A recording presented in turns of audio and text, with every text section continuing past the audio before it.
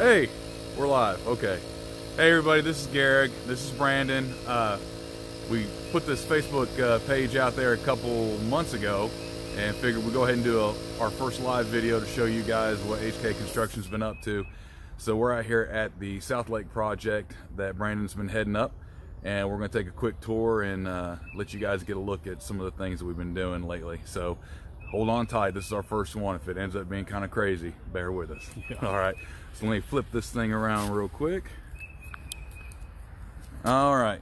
So we're standing outside. Some of you may remember that we shot some earlier pictures and put them up on the page. One of them showed this big old beefy beam going across the living space, but as we walk through, we'll kind of explain that. And I'm going to let Brandon do most of the talking because he's been the project manager and really knows more about what's going on out here. So feel free to take the lead, and I'll just follow you in. Come on in. So we're walking up the back porch area here. Okay. Right now what we have the walls up, and the crew has started the ceiling joist. So come on in. Going through the window here. Yep.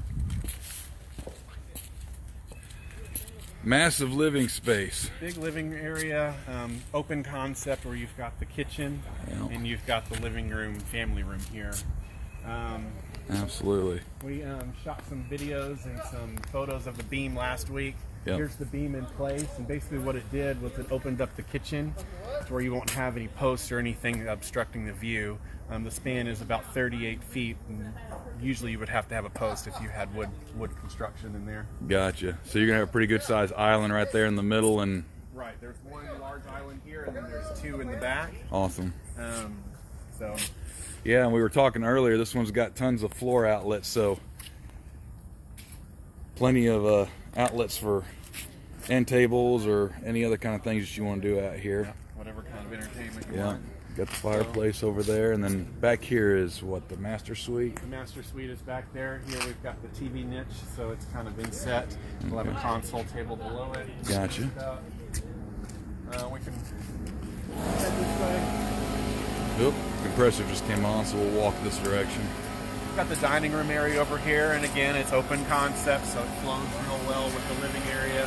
Yep. So this living room is going to be looking out over the pond that I think you people can probably see from there. One of the key features Brandon had mentioned earlier was, in order to really facilitate keeping these open views, the type of glass they used for those windows over there. And if you want to so what we're going to do is it's kind of like commercial storefront glass. So if you go to a shopping center or something like that, and you walk up and you open the door, that's kind of the concept that we're going to do here. So it'll be black frames and with just pieces of glass in there. So they'll be fixed glass, but just trying to keep it open so we don't obstruct the view. That's what the house is pointed towards, is for the view. Same thing here in the dining room. So this is just going to be one big piece of glass that we're going to do storefront style. Yeah. Nice, wide and open. So formal dining room, being able to look out and see the nice views of the trees and everything out there. And bear with me, I'm getting some of the framing bracing in here, but it kind of gives you an idea. And you got the same kind of glass up at the top, right? Yep. So plenty of natural light coming through here, and 14-foot ceilings here. Yeah. Well, one of the things you had mentioned before that I don't think a lot of people realize is the cost effectiveness of doing that kind of glass. Doing that type of glass. You know, if you price a window that's this big, and this is 8 foot by about 8 foot, a little bit larger than that, you know, that window may cost $5,000. Yeah. When doing it storefront style, you know, you're going to cut a piece of aluminum, make your frame, and then the bulk of your cost is just the glass at that point. But you know, it's a fraction of the cost doing it that way.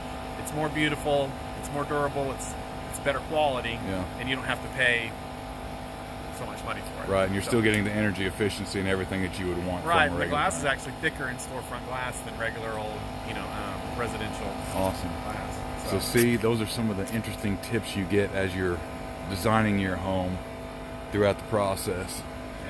So, and we were talking earlier about how high these ceilings were. These are 14 feet here. 14 foot in the dining. And the foyer, the same. And then the main living area that was, what, 16 foot? The main living area, the top of the beam right there is 12. Okay. We're going to build a pony wall on top of that to bring it to 14. Gotcha. And this is going to be a barrel ceiling. So it'll go up to about 18 feet and come back down. Just a nice dome type feature there to go along with the other curves of the home. That's pretty awesome. Ceiling in the kitchen is going to be a coffered ceiling, so the squares. Yep. That's at 16 feet there. Very nice. Cool feature here is the way they designed the pantry. So it's actually a nice big pantry. You can walk through here. Oh yeah. And there's going to be like it's kind of like a butler pantry where you've got all of your appliances and stuff like that will be back here, so they're not out on the counter and stuff. Oh, outstanding. So it doesn't get cluttered. Right. So just open shelving. It's a great idea. Really good idea.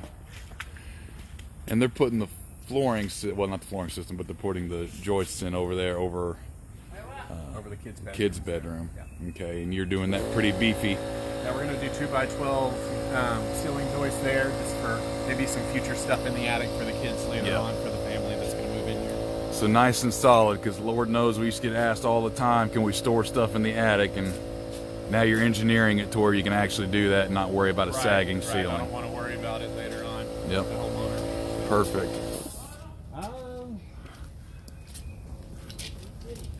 Come on back here.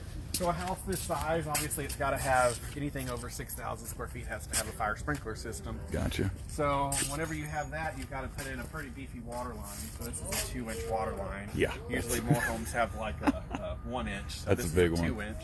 Absolutely. And what we have to also have is like a riser room. So that water line will come through the wall and be in here with all the fire equipment and everything for the home. Very nice. Yep. Very nice.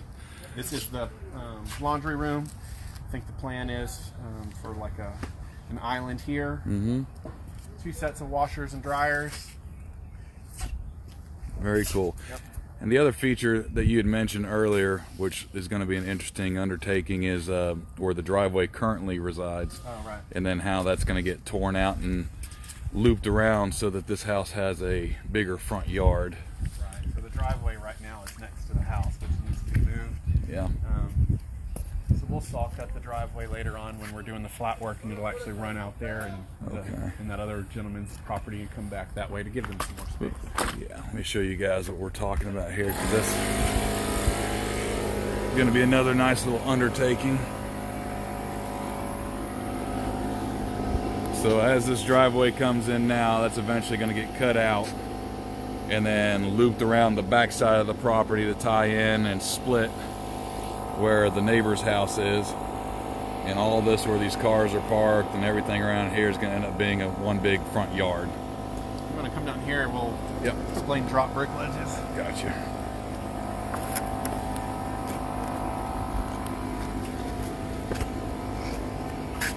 So what we did here is the property's pretty unlevel.